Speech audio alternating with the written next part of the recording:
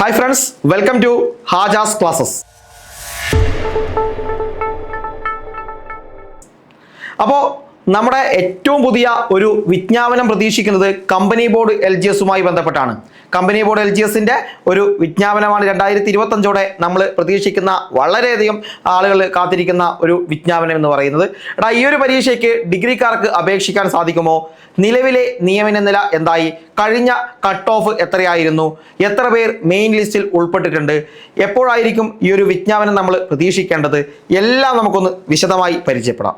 Okay, ആദ്യം തന്നെ ഇതിൻ്റെ ഇപ്പോൾ നിലവിലുള്ള ആ ഒരു റാങ്ക് ലിസ്റ്റിൻ്റെ വിജ്ഞാപനം വന്ന ആ ഒരു ഇത് പരിശോധിച്ചുകൊണ്ട് നമുക്ക് തുടങ്ങാം. 15/12/2021 ഗസറ്റ് ഡേറ്റിലാണ് ഈ ഒരു വിജ്ഞാപനം വന്നിരിക്കുന്നത്. 15/12/2021 ഗസറ്റ് ഡേറ്റ്. ഇതിൻ്റെ ലാസ്റ്റ് ഡേറ്റ് 19/1/2022 ആയിരുന്നു. 19/1/2022. അന്നത്തെ കാറ്റഗറി നമ്പർ 609/2021. 609/2021. ഈ ഒരു പോസ്റ്റിന്റെ പേര് അല്ലെങ്കിൽ ഏത് ഫേമിലേക്കാണ് എന്ന് ചോദിച്ചാൽ ഈ പോസ്റ്റിന്റെ പേര് ലാസ്റ്റ് ഗ്രേഡ് സർവന്റ് എന്നും, ഏത് ഫേമിലേക്കാണെന്ന് ചോദിച്ചാൽ various government owned companies, corporations, ബോർഡുകൾ. നമ്മുടെ കമ്പനി ബോർഡ് LGS എന്ന് പറയുമ്പോഴും അവിടെ കോർപ്പറേഷൻ കൂടിയുണ്ട്. അതായത് കമ്പനി, കോർപ്പറേഷൻ, ബോർഡ് എന്നിവിടങ്ങളിലേക്കാണ് ഈ ഒരു തസ്തികയുടെ ലാസ്റ്റ് ഗ്രേഡ് സർവൻ്റ് ആയിട്ട് നിയമനം ലഭിക്കുന്നത്. ഓക്കെ, ഇതിൻ്റെ സ്കെയിൽ ഓഫ് പേ എന്ന് പറഞ്ഞാൽ അത് നമുക്ക് കൃത്യമായിട്ട് പറയാൻ സാധിക്കില്ല. കാരണം ഓരോ കമ്പനികളുടെയും, ഓരോ കോർപ്പറേഷനുകളുടെയും, ഓരോ ബോർഡുകളുടെയും തീരുമാനത്തിൻ്റെ അധിഷ്ഠിതമായിട്ടാണ് ഇതിൻ്റെ സാലറി കിടക്കുന്നത്. പല കമ്പനികളിലും പല ശമ്പളമായിരിക്കും ലഭിക്കുക എന്ന് ഇതോടെ നിങ്ങൾ മനസ്സിലാക്കുക. അതായത് ഓരോ കമ്പനിയിലും നിങ്ങൾ കയറുന്നത് ലാസ്റ്റ് ഗ്രേഡ് സർവൻ്റ് ആയിട്ടാണെങ്കിലും കമ്പനികളുടെ ഇതനുസരിച്ചാണ് ഇതിൻ്റെ സാലറി ഫിക്സ് ചെയ്യുന്നത്. ചില സ്ഥലത്ത് ചിലപ്പോൾ കുറച്ച് കൂടുതലായിരിക്കാം, ചില സ്ഥലത്ത് കുറച്ച് കുറവായിരിക്കാം. അങ്ങനെയൊക്കെ ഈ ഒരു ഇതിന് നിങ്ങൾ പ്രതീക്ഷിക്കുക. അതായത് നിങ്ങളുടെ കിട്ടുന്ന സ്ഥാപനം ഏതാണോ അതിനനുസരിച്ചായിരിക്കും ഇതിൻ്റെ സാലറി നിശ്ചയിക്കുക. ഇതിൻ്റെ ഒഴിവുകൾ എപ്പോഴും ആൻറ്റിസിപ്പേറ്റഡ് വേക്കൻസി ആയിട്ടാണ് വരുന്നത്. ഇനി ഇതിൻ്റെ ഒരു ക്വാളിഫിക്കേഷൻ ചോദിച്ചാൽ ഇതിൻ്റെ ക്വാളിഫിക്കേഷൻ എന്ന് പറയുന്നത് എന്താണ്? ഇതിൻ്റെ ക്വാളിഫിക്കേഷൻ 7ാം ക്ലാസ് വിജയമാണ്. 7ാം ക്ലാസ് വിജയമാണ് ഇതിൻ്റെ ക്വാളിഫിക്കേഷൻ എന്ന് പറയുന്നത്. എന്താണ്? 7ാം ക്ലാസ് വിജയം. നിങ്ങളൊരു 7ാം ക്ലാസ്സുകാരനാണെങ്കിൽ, 7ാം ക്ലാസ് നിങ്ങൾക്ക് വിജയമുണ്ടെങ്കിൽ, നിങ്ങൾക്ക് സൈക്കിൾ ഓടിക്കാൻ അറിയാമെങ്കിൽ നിങ്ങൾക്ക് ഈ ഒരു തസ്തികയിലേക്ക് അപേക്ഷ സമർപ്പിക്കാം. ഈ ഒരു സൈക്ലിംഗ് എന്നതിൽ നിന്ന് സ്ത്രീകളെയും ഡിഫറൻ്റ്ലി ഏബിൾഡ് ആയ ഉദ്യോഗാർത്ഥികളെയും ഒഴിവാക്കിയിട്ടുണ്ട്. ബാക്കിയുള്ള ആളുകൾക്ക് മാത്രമേ സൈക്ലിംഗ് നോളജ് അല്ലെങ്കിൽ സൈക്ലിംഗ് പരിജ്ഞാനം വേണ്ടൂ. അപ്പോൾ നിങ്ങൾ 7ാം ക്ലാസ് വിജയിച്ച ഒരാളാണെങ്കിൽ, നിങ്ങൾക്ക് സൈക്കിൾ ഓടിക്കാൻ അറിയാമെങ്കിൽ നിങ്ങൾക്ക് കമ്പനി ബോർഡ് LGSന്റെ ഈ ഒരു പരീക്ഷയ്ക്ക് അപേക്ഷ സമർപ്പിക്കാം. ഇനി നിങ്ങൾ ഡിഗ്രിക്കാരനാണെങ്കിൽ നിങ്ങൾക്ക് അപേക്ഷ സമർപ്പിക്കാൻ പറ്റുമോ എന്ന് ചോദിച്ചാൽ യൂണിവേഴ്സിറ്റി LGS നമുക്കറിയാം അപേക്ഷിക്കാൻ സാധിക്കുന്നില്ല. പിന്നീട് കോടതിയിലൊക്കെ പോയിട്ട് എന്താണ് ഡിഗ്രിക്കാർക്ക് അനുകൂലമായി വിധി വാങ്ങിയിട്ടുണ്ട്. എന്നാൽ ഇതങ്ങനെയല്ല. ഇവിടെ ഡിഗ്രിക്കാർക്ക് കൂടി അപേക്ഷ സമർപ്പിക്കാൻ പറ്റുന്ന ഒരു പോസ്റ്റാണ് കമ്പനി ബോർഡ് ലാസ്റ്റ് ഗ്രേഡ് എന്ന് പറയുന്നത്. ഡിഗ്രി ഉണ്ടെങ്കിൽ പോലും നിങ്ങൾക്ക് ഈ ഒരു തസ്തികയിലേക്ക് അപേക്ഷ സമർപ്പിക്കാൻ വേണ്ടി സാധിക്കും. 7ാം ക്ലാസ് വിജയമുള്ള ഒരാൾക്ക് അപേക്ഷ സമർപ്പിക്കാം, ഡിഗ്രി ഉള്ളവർക്കും അപേക്ഷ സമർപ്പിക്കാം. അതാണ് ഇതിൻ്റെ ഏറ്റവും വലിയ പ്രത്യേകത. അതുകൊണ്ട് തന്നെ ഒരുപാട് ആളുകൾ എഴുതുന്ന ഒരു പരീക്ഷയായിട്ട് ഈ ഒരു ലാസ്റ്റ് ഗ്രേഡ് കമ്പനി ബോർഡ് മാറും. ഓക്കെ, കാരണം ഉദ്യോഗാർത്ഥികൾ ഒരുപാട് ഈ ഒരു തസ്തികയ്ക്ക് വേണ്ടി കാത്തിരിക്കുന്നുണ്ട്. അവരൊക്കെ ഇത് വെയിറ്റ് ചെയ്ത് ഈ ഒരു തസ്തികയ്ക്ക് പരീക്ഷ എഴുതാൻ ഉണ്ടാകും, അത് ഉറപ്പാണ്. കാരണം ഡിഗ്രിക്കാർക്ക് കൂടി എഴുതാൻ വേണ്ടി സാധിക്കും. പിന്നെ നമ്മുടെ എന്താണ് സപ്ലി ലിസ്റ്റിലുള്ള പലർക്കും ഇതിലേക്ക് ഈ ഒരു നിയമനം കിട്ടും. അങ്ങനെയൊക്കെ ഒരുപാട് ഗുണങ്ങൾ ഈ ഒരു തസ്തികയ്ക്ക് ഉണ്ട് എന്ന് നിങ്ങൾ മനസ്സിലാക്കുക. ഇനി ഈ തസ്തികയുമായി ബന്ധപ്പെട്ട മറ്റ് വിശദാംശങ്ങളിലേക്ക് നമുക്ക് പോവാം. 12/1/2024 നിലവിലുള്ള റാങ്ക് ലിസ്റ്റ് വന്നിരിക്കുന്നത്. നിലവിൽ കമ്പനി ബോർഡ് LGSന്റെ ഈ ഒരു റാങ്ക് ലിസ്റ്റ് വന്നിരിക്കുന്നത് 12/1/2024. അതായത് 2024 ജനുവരി 12-ാം തീയതി 609/2021 കാറ്റഗറി നമ്പറിലാണ്. അന്ന് ഈ ഒരു റാങ്ക് ലിസ്റ്റ് വന്നപ്പോൾ ആകെ 7264 പേരാണ് ഈ ഒരു റാങ്ക് ലിസ്റ്റിലുള്ളത്. മെയിൻ ലിസ്റ്റിൽ 3712, സപ്ലിമെന്ററി 3552. അങ്ങനെ ആകെ ഈ ഒരു റാങ്ക് ലിസ്റ്റിൽ 7264. ഇതിന്റെ കട്ട് ഓഫ് എന്ന് പറയുന്നത് 76.67 ആയിരുന്നു. 76.67 മാർക്കായിരുന്നു ഇതിന്റെ കട്ട് ഓഫ്. ഇനി വരുന്ന പരീക്ഷയ്ക്ക് നമുക്ക് ഈ ഒരു കട്ട് ഓഫ് പ്രതീക്ഷിച്ചാൽ പോരാ, കട്ട് ഓഫ് ഉയരും. ഇനി വരുന്ന എല്ലാ പരീക്ഷകളിലും കട്ട് ഓഫ് ഉയരാനുള്ള സാധ്യതകൾ നിങ്ങൾ എപ്പോഴും മുൻകൂട്ടി കാണണം. കട്ട് ഓഫ് എപ്പോഴും കൂടിക്കൊണ്ടേയിരിക്കും. കാരണം ആളുകളെ ഇനി ഈ പറയുന്ന പോലെ 10,000 ഒന്നും ആളുകളെ ഈ ലിസ്റ്റിലേക്ക് ഉൾപ്പെടുത്തില്ല. മിതമായ രീതിയിൽ ആളുകളെ ഉൾപ്പെടുത്തും. ഈ 7,000 ഒന്നും ഇനി അങ്ങോട്ട് ഈ ഒരു ലിസ്റ്റിൽ നിങ്ങൾ പ്രതീക്ഷിക്കേണ്ട. അതിലും കുറവ് മാത്രമേ ഇനി റാങ്ക് ലിസ്റ്റുകളിൽ ആളുകളെ ഇടം പിടിക്കൂ. അത് നിങ്ങൾ മനസ്സിലാക്കുക. ഇവിടെ തന്നെ നിങ്ങൾ നോക്കുക, ഇതിന്റെ ഷോർട്ട് ലിസ്റ്റ് വന്നപ്പോൾ 76.67 ആയിരുന്നു കട്ട് ഓഫ്. ആ ഷോർട്ട് ലിസ്റ്റിലെ മെയിൻ ലിസ്റ്റിൽ ഉണ്ടായിരുന്നത് 4038 പേരാണ്. എന്നാൽ റാങ്ക് ലിസ്റ്റ് വന്നപ്പോൾ അത് 3712 കുറഞ്ഞു. സപ്ലിമെന്ററി ലിസ്റ്റിൽ 4055 ഡിഫറൻ്റ്ലി ഏബിൾഡ് 120 ഉണ്ടായിരുന്നു. എന്നാൽ അത് സപ്ലിയിൽ എത്തുമ്പോൾ 3552 ആകെ 8213 പേര് ഷോർട്ട് ലിസ്റ്റിൽ ഇടം പിടിച്ചപ്പോൾ റാങ്ക് ലിസ്റ്റ് വന്നപ്പോൾ അത് 7264 അതായത് പലരും അപേക്ഷിച്ചിട്ടുണ്ടെങ്കിലും കൃത്യമായ സർട്ടിഫിക്കറ്റുകളോ മറ്റോ കാരണങ്ങളില്ലാതെ അല്ലെങ്കിൽ ഈ ഒരു വെരിഫിക്കേഷന് പോകാതെയൊക്കെ എന്താണ് ആളുകളുടെ എണ്ണം ഇതിൽ നിന്ന് കുറയും. അങ്ങനെയാണ് റാങ്ക് ലിസ്റ്റിൽ ഇത്രയും ആളുകളുടെ കുറവ് വന്നിരിക്കുന്നത് നിങ്ങൾ മനസ്സിലാക്കുക. ഓക്കെ, അപ്പൊ ഇത്രയും ആളുകളാണ് ഈ ഒരു മെയിൻ ലിസ്റ്റിൽ ഉണ്ടായിരുന്നത്. കട്ട് ഓഫ് 76.67 ആണ്. 7264 പേരാണ് ഈ ഒരു ലിസ്റ്റിൽ ഉണ്ടായത്. 7264 3712 പേര് എന്താണ് മെയിൻ ലിസ്റ്റിലും ഉണ്ടായിരുന്നത് നിങ്ങൾ മനസ്സിലാക്കുക. ഇവിടെ ഇനി നമുക്ക് ഇതിന്റെ അഡ്വൈസ് നില നോക്കിയാൽ ഇതുവരെ അതായത് 25/1/2025 വരെ അതായത് ഏകദേശം ഒരു വർഷത്തിൽ കൂടുതലായി.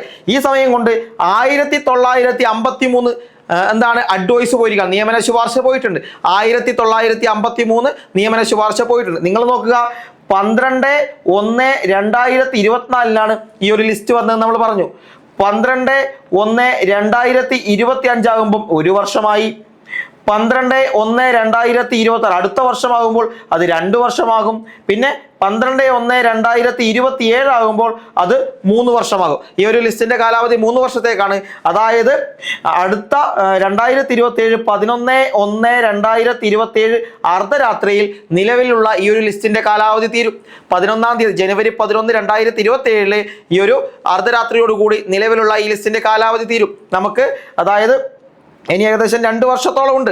2 വർഷത്തോളം ഈ ഒരു ലിസ്റ്റിന്റെ കാലാവധി ഉണ്ട്. അപ്പോൾ പക്ഷേ 27 ജനുവരി മാസം ഇതിന്റെ ലിസ്റ്റിന്റെ കാലാവധി തീരും.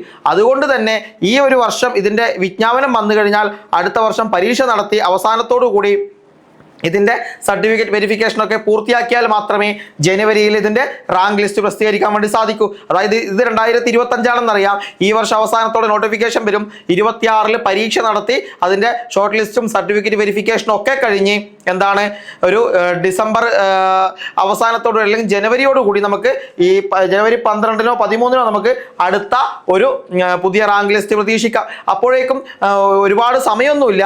അതുകൊണ്ട് തന്നെ ഈ വർഷം അവസാനത്തോടു കൂടി നമുക്ക് ഇതിന്റെ ഒരു വിജ്ഞാപനം പ്രതീക്ഷിക്കാം. ഈ ഒരു ഓഗസ്റ്റ് മാസത്തിന് ശേഷം നമുക്ക് എപ്പോൾ വേണമെങ്കിലും ഈ ഒരു പരീക്ഷയുടെ ഒരു വിജ്ഞാപനം പ്രതീക്ഷിക്കാം. ഓക്കെ, ഇതൊരു സ്റ്റേറ്റ് വൈഡ് എക്സാം ആണ് എന്ന് കൂടി നിങ്ങൾ മനസ്സിലാക്കുക. അപ്പൊ 1953 പേർക്കാണ് ഈ ഒരു വർഷത്തിനകം എന്താണ് ഇവിടെ അഡ്വൈസ് പോയിരിക്കുന്നത്. നോക്കുക, ഓപ്പൺ ടേണിലേക്ക് നോക്കിയാൽ മെയിൽ വിഭാഗത്തിൽ 1613 റാങ്കുകാരൻ എന്താണ് ഇവിടെ നിയമനം ലഭിച്ചിട്ടുണ്ട്, നിയമന ശുപാർശ ലഭിച്ചിട്ടുണ്ട്. ഫീമെയിലാണെങ്കിൽ 1481 വ്യക്തിക്ക് നിയമന ശുപാർശ. EWSലാണെങ്കിൽ മെയിൽ 1621 വ്യക്തി, ഫീമെയിൽ 1537 റാങ്കുകാരൻ എന്നിങ്ങനെ വന്നിട്ടുണ്ട്. Ezhava male 1600, female 1482. SSC സപ്ലിയിൽ മെയിൽ 33, സപ്ലി ഫീമെയിൽ 30. ST മെയിൽ സപ്ലിയിൽ 96, അതുപോലെ തന്നെ ഫീമെയിൽ സപ്ലിയിൽ 61 പോയിട്ടുണ്ട്. അതുപോലെ മുസ്ലിം എടുത്തു കഴിഞ്ഞാൽ മെയിൽ 2751 റാങ്ക്, അതുപോലെ ഫീമെയിൽ 2762 റാങ്ക്. LCAIയിലേക്ക് വന്നാൽ മെയിൽ സപ്ലിയിൽ 61, ഫീമെയിലിലേക്ക് വരുമ്പോൾ സപ്ലിയിൽ 32 വ്യക്തി. അതുപോലെ OBCയിലേക്ക് വന്നാൽ മെയിൽ 1603 റാങ്ക്, ഫീമെയിൽ 1570 റാങ്കുകാരൻ. വിശ്വകർമ്മയിലേക്ക് വന്നാൽ മെയിൽ വിഭാഗത്തിൽ 2042 റാങ്ക്, ഫീമെയിൽ വിഭാഗത്തിൽ 1656 റാങ്ക്. SIUC നാടാറിലേക്ക് വന്നാൽ മെയിൽ വിഭാഗത്തിൽ സപ്ലിയിൽ 17 റാങ്ക്, ഫീമെയിലിൽ വന്നാൽ സപ്ലിയിൽ 7 റാങ്ക്. അതുപോലെ SSCCC മെയിൽ വിഭാഗത്തിൽ സപ്ലിയിൽ 27, അതുപോലെ ഫീമെയിലിലേക്ക് വന്നാൽ സപ്ലിയിൽ 25. അതുപോലെ തന്നെ ധീവര വിഭാഗത്തിലേക്ക് വന്നാൽ മെയിൽ 3451, ഫീമെയിൽ 2872 റാങ്ക്.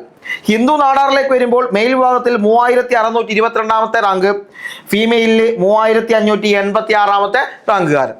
ഇനി LV 22, HI ഓള്, LDCP 32, ഡിഫറൻ്റ്ലി ഏബിൾഡ് 32. അങ്ങനെ ഈ ആളുകൾ ഈ ഒരു രീതിയിലാണ് ആകെ 1953 നിയമന ശുപാർശ പോയിരിക്കുന്നത്.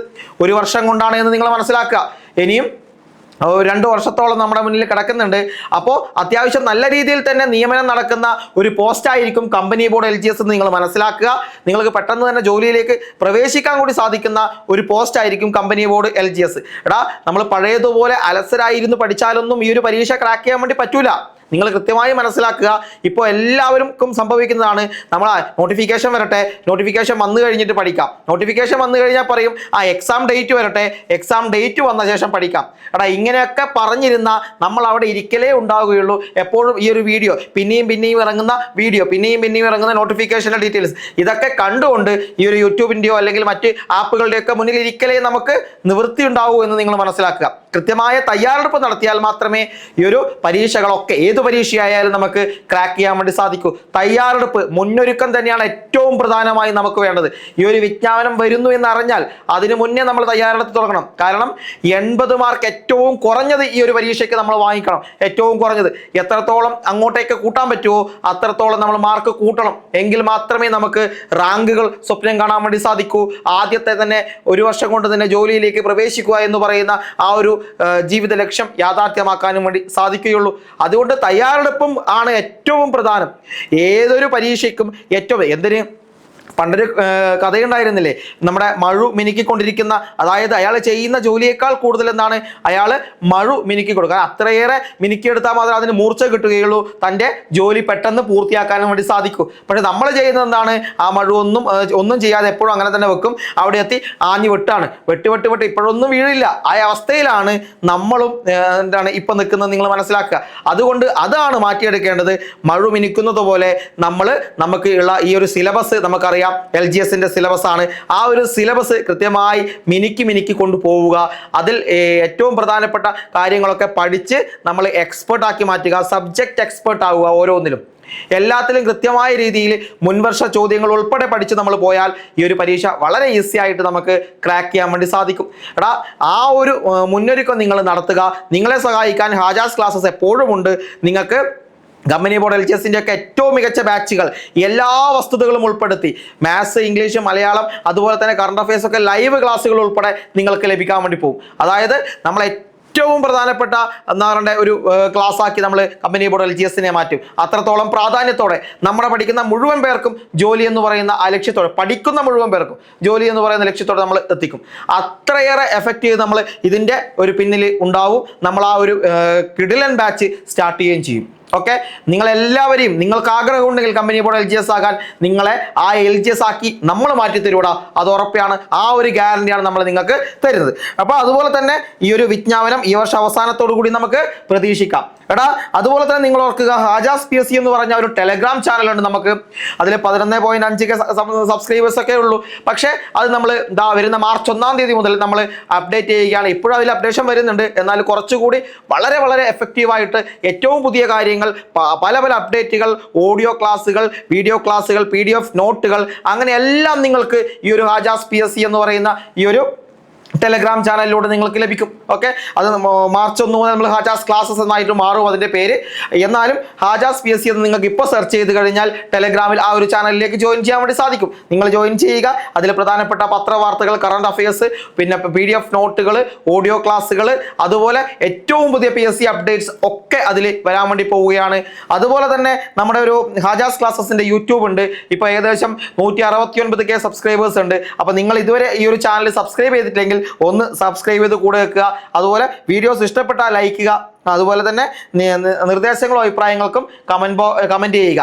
അതുപോലെ നിങ്ങളുടെ സുഹൃത്തുക്കളൊക്കെ ഇത്തരത്തിലുള്ള പരീക്ഷകൾ എഴുതുന്ന ആളുകളാണെങ്കിൽ അവരോട് കൂടി നിങ്ങൾക്ക് ഇതൊന്ന് ഷെയർ ചെയ്ത് കൊടുക്കുക. അതുപോലെ ഇങ്ങനെയൊരു ചാനൽ ഉണ്ടെന്ന് സജസ്റ്റ് ചെയ്യുക.